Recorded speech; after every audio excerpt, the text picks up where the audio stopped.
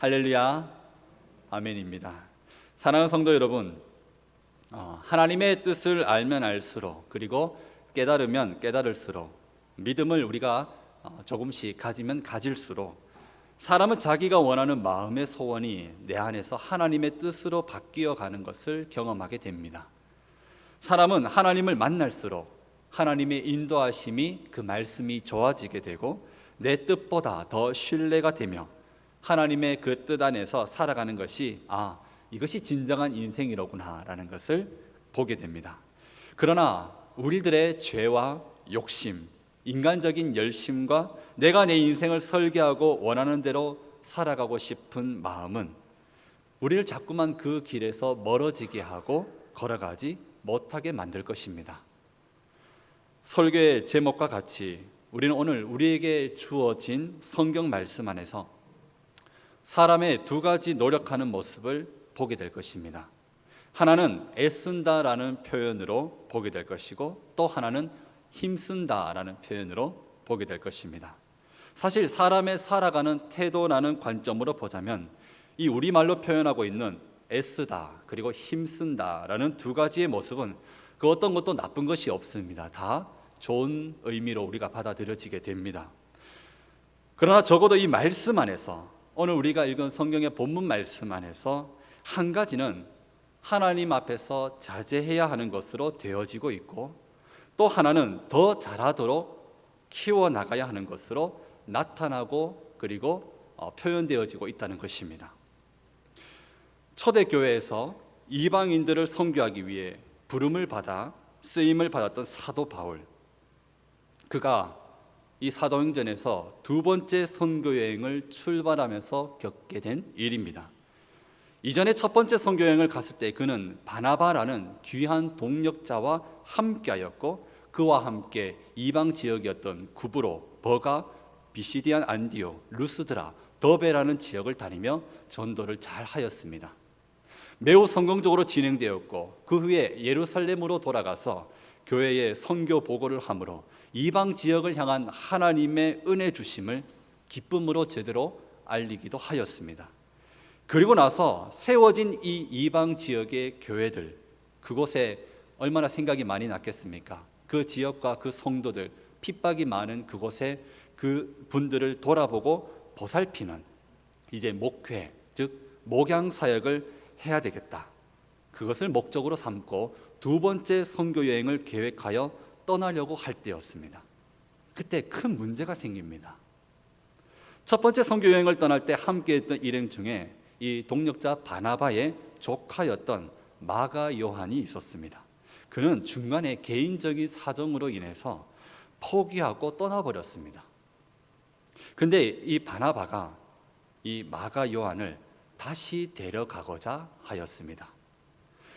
여러분, 사역을 하다 보면 본인의 연약함 때문에 도중에 하차를 하게 되는 경우가 생기기도 합니다. 물론 그런 경우, 그런 이유로 사역에 지장이 생기게 되고 일이 계획대로 잘 되지 않을 수가 있습니다. 그렇다 할지라도 어떻습니까? 우리가 하나님 안에서 한 몸이요 또 연약한 지체라는 것을 인정하게 되면 그 사람의 회복과 그리고 실수를 만회하여 성장할 수 있는 그 기회를 주기 위해서라도 우리는 다시 다음 기회에 데려가고 동참시켜주는 그런 결정을 할 수 있게 됩니다. 바나바는 조카인 마가를 다시 데려가는 것이 매우 좋은 선택으로 보았습니다. 그러나 사도 바울은 그렇지 못하였습니다. 바나바의 결정이 마음에 들지 않았던 것이죠. 두 번째 선교 여행으로 가고자 하는 지역이 어디였습니까? 아까 제가 설명드린 대로 첫 번째 지역과 같은 곳입니다. 근데 그곳은 마가 요한이 포기하고 돌아섰던 지역이거든요. 본인이 힘들기 때문에. 마가 요한이 처음부터 포기했던 것이니 그곳에 가기를 꺼려했던 티모를 무리하게 데려가기보다 이미 한번 다녀온 자신과 그리고 바나바만 가는 것이 사역을 진행함에 있어서 더 효율적이고 수월하게 할 수 있다고 본 것이죠. 조카를 위하는 마음을 포기하지 못하는 바나바와 그렇게 사역하는 방식을 용납할 수 없었던 바울 사이에 두 번째 선교 여행이 시작하기도 전 의견 충돌로 다툼이 일어나게 되었던 것입니다. 성경은 이들의 다툼을 사도행전 15장 39절에서 보면 심히 다투어 피차 갈라섰다고 말하고 있습니다. 보통 싸운 게 아니라 다시는 보지 않을 것처럼 크게 싸워버린 상황이 되었습니다. 결국 바나바는 조카 마가 요한을 데리고 구브로 섬으로 따로 배를 타고 먼저 떠나버립니다. 그리고 바울은요, 혼자 남았습니다. 어떻게 되었을까요? 시작한 선교의 발걸음을 멈출 수는 없습니다. 교회와 함께 결정하여 파송을 받는 사도 바울은 이제 결정한 대로 그곳으로 가야 합니다. 그런데 우리가 이때 사도 바울의 상황과 마음을 한번 헤아려 보았으면 좋겠습니다. 지금 바울의 입장은 생각만 해도 입장을 바꿔보면 꽤 난처합니다. 사역을 잘해보고자 하는 이유였지만 리더십이 있었던 바나바와 다툼을 한 뒤였고, 본인이 하고자 한 계획 또한 크게 교회 앞에 공포하였습니다. 첫 번째 선교 지역에 가서 모양을 하겠다. 그곳의 사람들을 돌아보겠다. 바울은 사역에 더 빈틈이 없이 잘하고자 하는 노력을 할 수밖에 없는 상황입니다. 이미 출발해버린 시작의 순간입니다. 그러니 얼마나 그의 성격에 정말 어려운 상황이지만 최선을 다해보고자 하지 않았겠습니까? 혼자 갈 수는 없습니다. 마침 눈에 들어온 실라라는 사람이 적합하다고 판단되어 그와 함께 출발하여 가고자 한 지역들을 잘 둘러보며 그렇게 두 번째 선교 여행을 시작할 수 있었습니다. 그리고 루스드라 지역에서는 디모데라는 제자가 앞으로 사역에 큰 도움이 되리라 판단하여 그를 합류시키기도 하였습니다. 자, 이제 바울은 두 번째 여행을 시작하면서 첫 번째 선교 여행에 있었던 지역을 잘 돌아보았고, 실라와 디모데라는 좋은 이 새로운 팀원과 함께 이 여행을 순조롭게 나아가고 있는데, 이제 본격적으로 이제 이들이 하고자 한 것이 있었습니다. 그것은 아직 가보지 않은, 첫 번째 선교 여행에 가보지 않았던 다른 이방 지역에 가서 선교의 지경을 더 넓혀 보리라는 계획이었습니다. 자, 여러분, 바울이 어떤 사람이라고 하였습니까? 바울은 누구보다 똑똑하고 효율적인 것을 좋아하는 실용적이고 똑똑한 사람입니다. 그러면 어떤 지역부터 찾아가서 선교 사역을 해야 크게 도움이 될지 그는 한눈에 보고 잘 알 수 있었습니다. 그때 눈에 들어온 지역이 바로 서아시아 지역입니다. 지금의 중동과 유럽 사이에 있는 터키가 그 중심지죠. 그리고 서아시아 지역의 중심에는 에베소라는 도시가 있었습니다. 바울은 그곳에 교회를 세우면서 선교의 거점을 삼으면 자연스럽게 이후에는 주변 지역을 두루다니며 복음의 영향을 잘 줄 수 있으리라 판단하였습니다. 그래서 바울은 열정과 열심을 가지고 복음을 잘 전하고자, 사역을 더 잘하고자 이 실라와 디모데를 데리고 어느 지역으로 가기를 노력했을까요? 서아시아 지역 에베소를 향해 가고자 노력했습니다. 그런데 희한하게도 그렇게 출발하였을 때 어떤 일이 생기냐 하면 그 길에 막힘이 생깁니다. 오늘 본문 6절과 7절 말씀을 우리가 다시 한번 우리 같이 읽어보도록 하겠습니다. 성령이 아시아에서 말씀을 전하지 못하게 하시거늘 그들이 부르기아와 갈라디아 땅으로 다녀가 무시아 앞에 이르러 비두니아로 가고자 애쓰되 예수의 영이 허락하지 아니하시는지라. 분명 사도 바울은 지금 하나님께 열심을 가지고 그의 탁월한 지성으로 리더십을 행하며 열정과 열심으로 이 새로운 팀원들과 함께 선교 여행을 잘 하려고 노력하고 있습니다. 이것은 우리도 마찬가지입니다. 각 시대와 각 지역과 각 세대의 사람들에 맞게 교회가 어떻게 사역을 하고 선교를 하면 좋겠습니까? 효율적으로 잘 계획하여 열정과 열심을 가지고 복음을 전하고자 하고 있다면 우리도 그 교회가 또 그 사역이 잘하는 것으로 인정하고 칭찬할 것입니다. 우리도 바울의 입장이었으면 지금 그의 선택과 열심에 인정을 해 주었을 것입니다. 그런데 왜 막힘이 생겼을까? 딱 한 분께서 막으시는 것이죠. 바로 하나님이 막으십니다. 하나님이 우리의 길을 막으신다라는 표현. 여러분, 상당히 마음이 불편해지고 좀 답답해지는 그런 상황입니다. 그러면 사도 바울은 지금 이렇게 되어지는 상황을 전혀 모르고 있을까요? 아닙니다. 사도 바울은 잘 알고 있습니다. 다만 하나님이 인도하시는 그 인도하심의 뜻과 나의 열심, 나의 노력, 나의 경험, 나의 판단, 나의 시선, 이 사이에서 그는 지금 어떻게 해야 할지 분별하기가 힘들 뿐입니다. 그것을 잘 보여주는 단어가 바로 7절에 나오는 에스데라는 표현입니다. 히브리어 원문에 보면 이 에스다, 에스데라로 번역된 단어의 본 뜻은 이런 의미를 가지고 있습니다. 최선을 다해 노력하고 있는데 내가 최선을 다하고 있는 그 선택에 내가 정말 100% 확신하여서 하는 것이 아니라 이 길이 정말 맞는지 아닌지 한번 시험해 보고 있다 라는 의미입니다. 즉 이런 것이죠. 아시아 지역으로 가고자 했던 바울의 계획은 하나님께서 말씀하시고 인도하신 길은 아니었습니다. 그래서 하나님은 그 길을 막으셨고 다른 곳으로 가게 하신 것이죠. 6절 말씀의 전반부에 분명히 있습니다. 성령이 아시아에서 말씀을 전하지 못하게 하시거늘 이라고.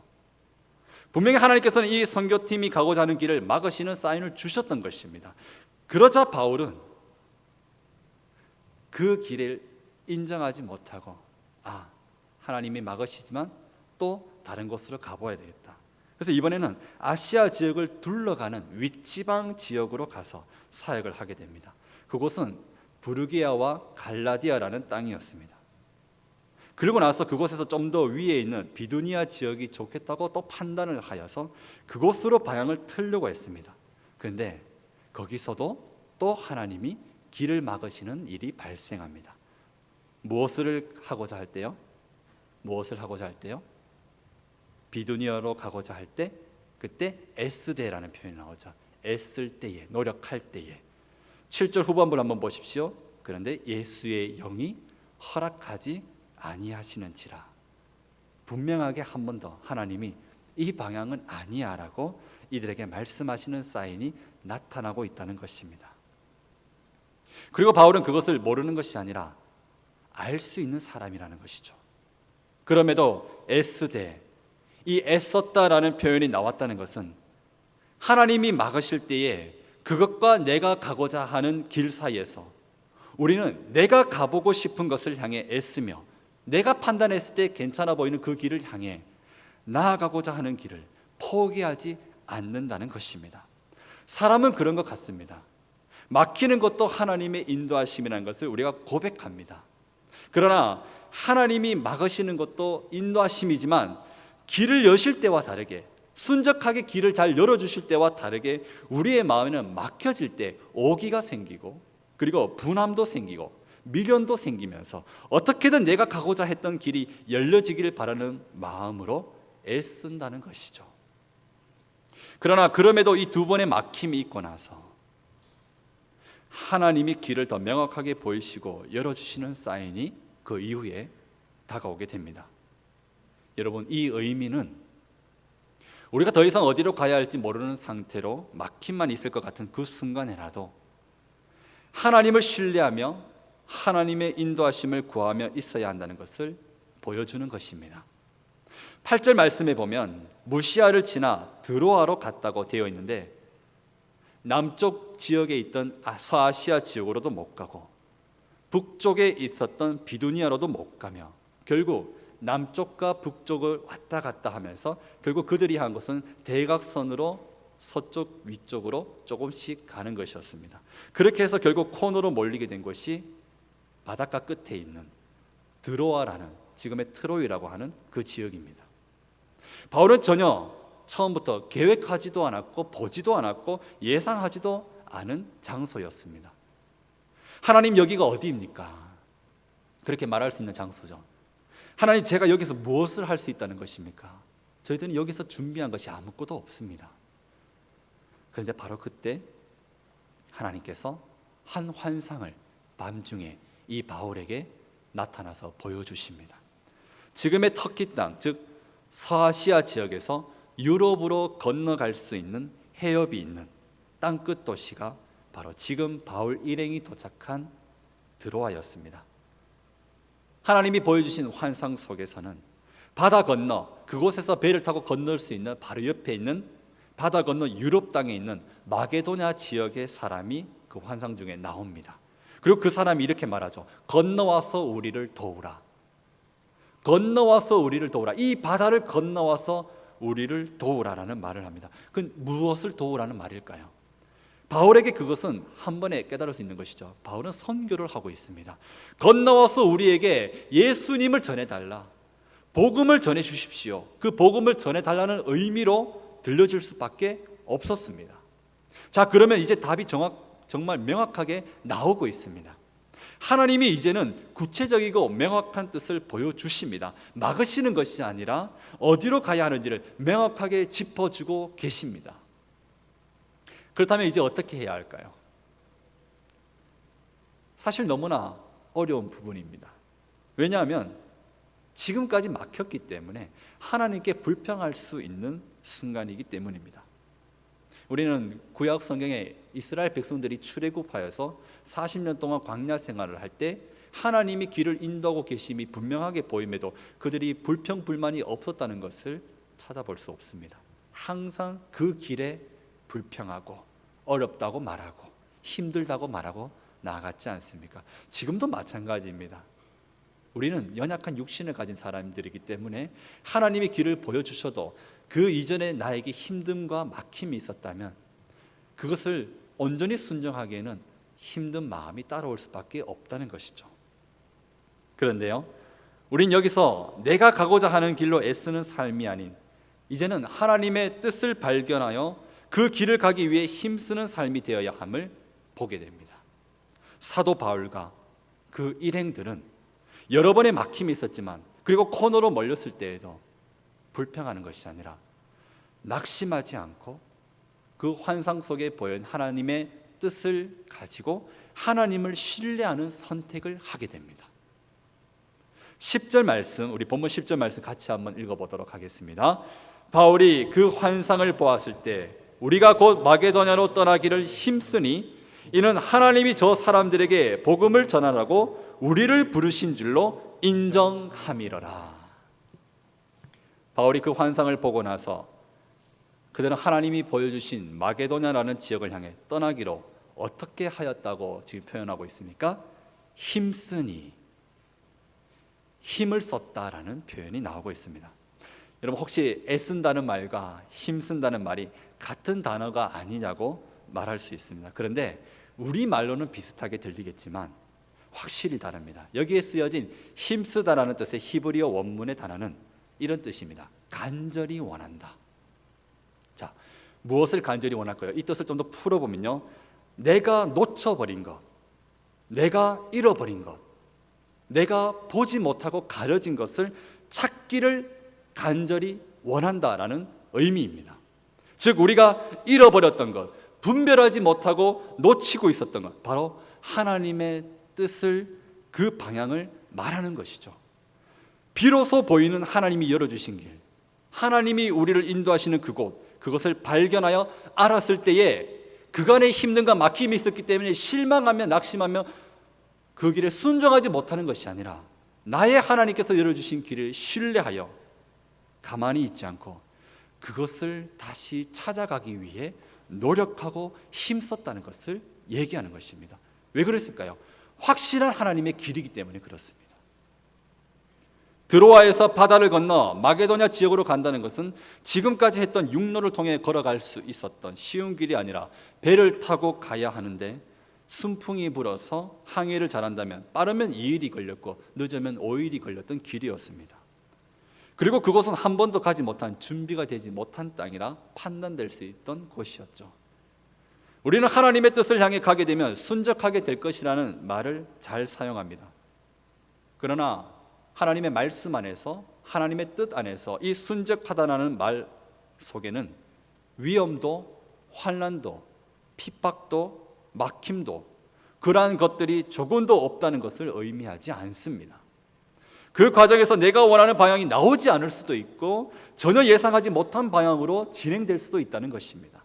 하지만 그럼에도 사도 바울 일행이 하나님의 길이 보여졌을 때에 그곳을 찾아가고자 힘썼다는 것입니다. 그러면 그들이 그곳을, 그 잃어버린 길을 다시 찾아가는 그 힘쓰게 된 그 원동력은 무엇이었을까요?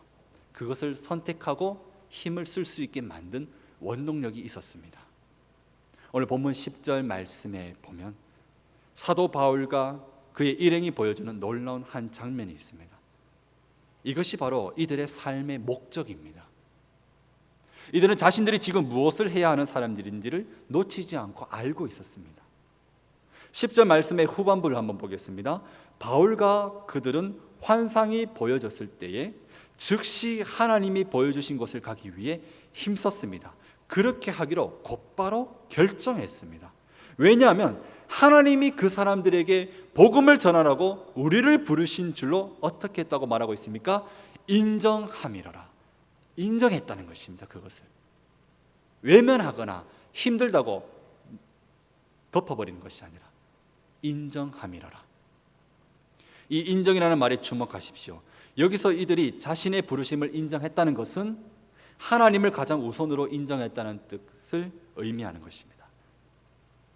하나님을 내 삶에 인정하는 것, 내 뜻을 내려놓고 내가 주인 되고자 싶은, 내가 결정하고 싶은 것을 내가 내려오고 그래도 하나님을 내 중심에 모셔두고 그분의 말씀에 내가 청종하여 순종하려는 그 마음.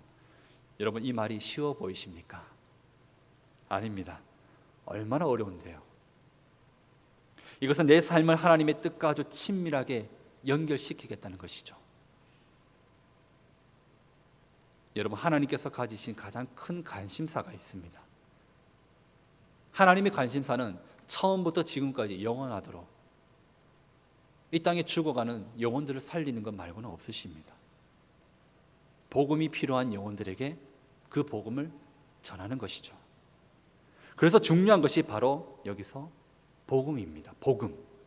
예수님이 우리의 영혼을 구원하기 위해 이 땅에 오셨고 십자가에서 우리를 대신하여 죽으셨다는 그 은혜의 사실이 지금 내가 살아가고 있는 이유의 가장 중요한 우선순위로 인정된다면 우리는 하나님과 더욱 친밀해질 것이며 하나님의 뜻에 더욱 순종할 수 있을 것입니다. 우리는 성도입니다. 우리는 복음을 위해 부름을 받았습니다. 그런 우리가 나의 죄와 게으름과 무지와 나만의 열정과 열심에 갇혀서 하나님의 뜻을 분별하지 못함으로 얼마나 많은 시간 하나님이 세우신 길을 놓치고 있었는지 모릅니다.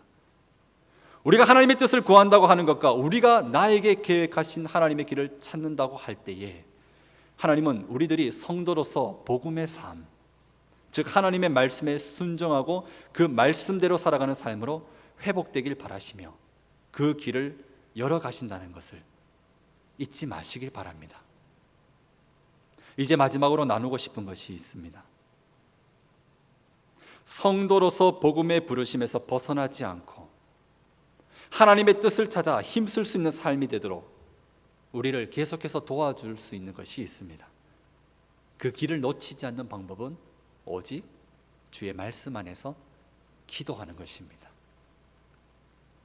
바울과 그 일행들이 코너에 몰려도 자신들의 판단과 노력과 열심이 막혔을 때라도 낙심하지 않고 그리고 그 막히는 길조차도 성령께서 예수의 영이 막으셨다고 표현할 만큼 그들은 하나님이 길을 인도하신다는 것을 인정하고 있었고 그리고 확실한 응답을 받고 자신들의 부르심을 잊지 않은 상태에서 마게도냐 땅으로 건너가 복음을 전하는 것에 인정할 수 있었던 것은 그들이 늘 하나님 앞에서 코람되어 하나님 앞에서의 삶을 살았다는 것입니다.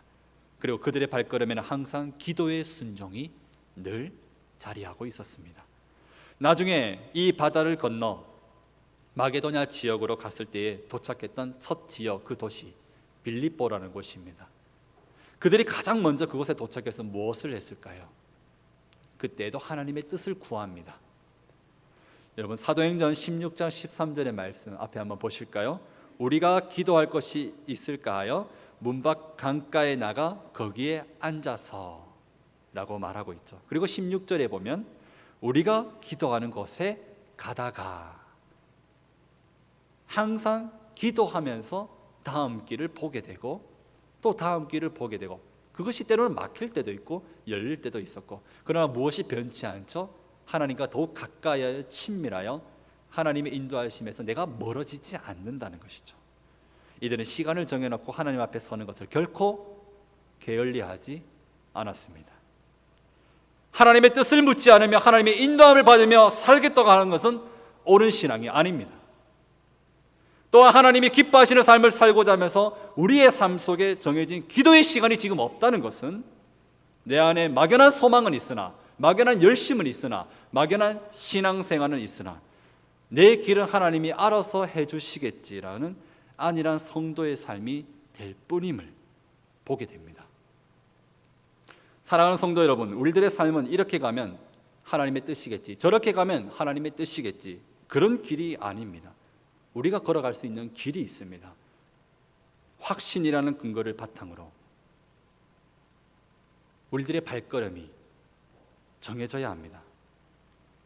그리고 그 길에서 하나님이 열어주시고 인도하시는 길에 확신을 가지고 우리는 그 길을 가기 위해서 놓치지 않고 힘쓰는 삶이 되어야 합니다. 그렇게 할 때에 하나님은 우리를 사용하셔서 우리들의 삶을 하나님의 은혜로 충만하게 채워 모든 삶의 전반의 구석구석마다 회복을 시켜주실 것이고, 그리고 오직 주님이 중심인 복음의 삶으로 나아가게 하므로 우리를 통해 예수 그리스도의 은혜가 전파되고 죽어가는 사람들이 살려지는 은혜를 보게 하실 것입니다. 그러니 우리가 어떤 삶을 살아야 하겠습니까?